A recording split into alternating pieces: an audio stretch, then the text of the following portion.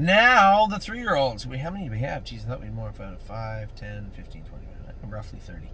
Adrenaline Rush raced good last week. I had a note from one of our clients saying, Anthony, geez, I was so surprised to hear you say that Adrenaline Rush was not a grassroots horse. Here's my take on Stallion Series, Buckeye Series, grassroots, anywhere where they have a 2-tier or 3-tier system. If you can't win, you shouldn't be in. How's that? Rhymes, it's catchy, makes a lot of sense.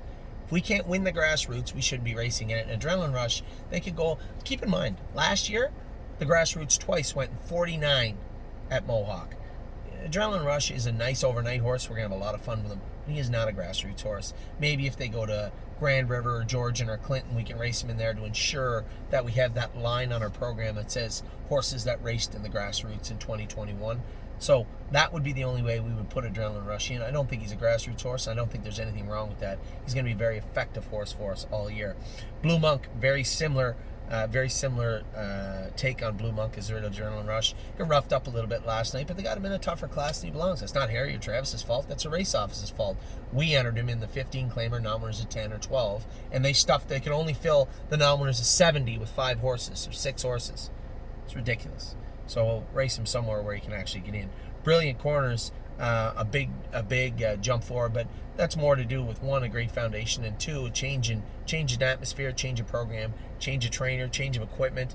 These changes all the time can lead. You'll see us switch horses around all the time, and lead to good things. And Brilliant Corners was very, very well. He was brilliant the other day. Very, very good. 51-4. Can't wait to see him. Can't Muscle Me. We actually sold. Can't Muscle Me is leaving. She was a victim of circumstance also with the way this lockdown, it really stole 7 or 8 races that she needed. And now she has to race in the heat of the summer and go faster than she's ready to go. And it's just a matter of timing. We can't wait for, I'm not going to give her 10 starts to see how she does. A nice filly. I'm sure she'll be okay. She's decently bred, but at the same time, bad timing. So Can't Muscle Me will be leaving. First Glance was very, very good the other night. Man, Mario has this horse exceptionally good. Just looked awesome. Gray as a New Red, not awesome. She's just okay. She's going to go to the fair on Monday or Tuesday and race, and then we'll see what we're doing with her. She is up for sale, but at the same token, I'm not giving her away. So we'll see what happens with Gray as a New Red. Glare AM at the water therapy place right now. She hit up on her left jack. She's touching there, interfering there. I'm not in a hurry with this filly.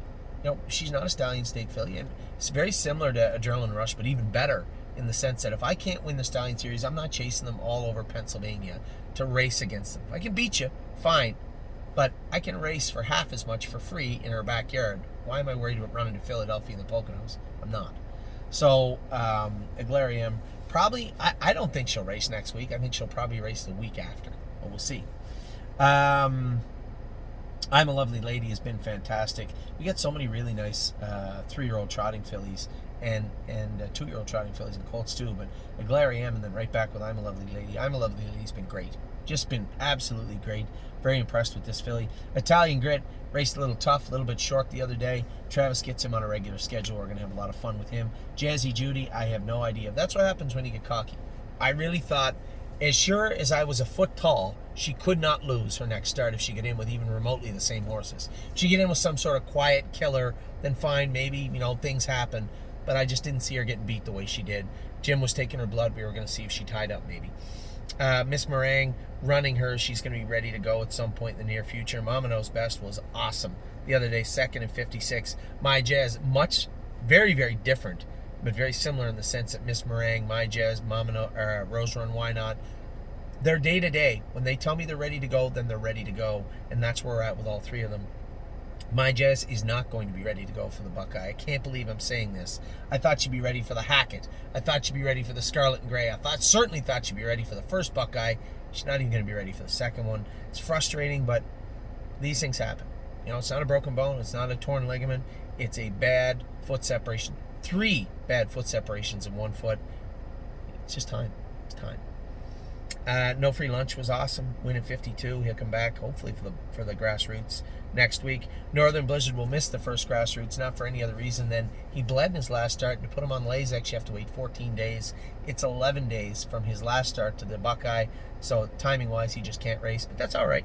no big deal. We'll get them next time. Perfect Record is back with us now in Ohio. I'm going to train him tomorrow. We'll see how he is. Rose Run Why Not continues to gallop with Miss Meringue. Again, Miss Meringue, My Jazz, and Rose Run Why Not all on that same day-to-day schedule for now.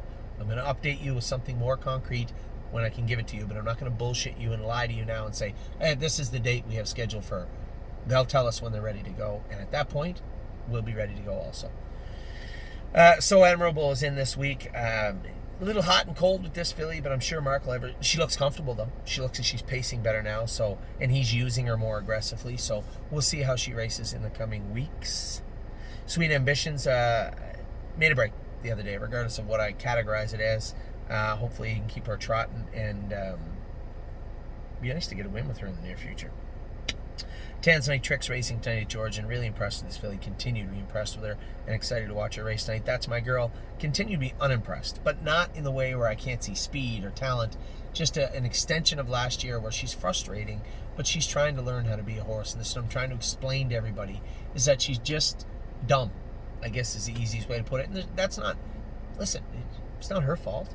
It's not her fault she's stupid. She just is. But also, keep in mind, the dumbest animal I ever came across in my entire life on this planet was my favorite horse I've ever had.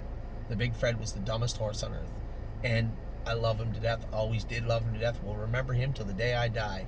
So, although it's not an endearing quality, it is what it is. That's my girl. We'll get her. Just repetition. But we'll get there. Tipsy and Dixie has been incredible. 55-3 the other day. Her sister looks great. The Schaefers certainly did a great job. And it was so heartbreaking with Miss Mildred this year because they were the breeders and part owners on her also.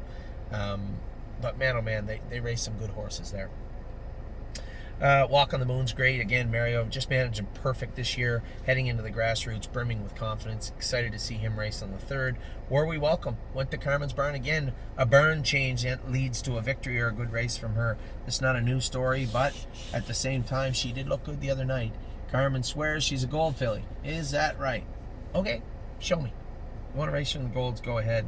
I know James said the first grassroots is in Clinton. Might be a better stop for her. But we'll wait. I'll wait and see. We'll see what Carmen wants to do. And then Won My Heart Hanover. We'll get the hoops back on her, qualify her, and then off to the race again. As one of our clients, Sherry, pointed out, she might need a rest at some point also. The heat of the summer might be a good time to do it. So we'll see how many starts we got left in her. I'm going to let her tell me.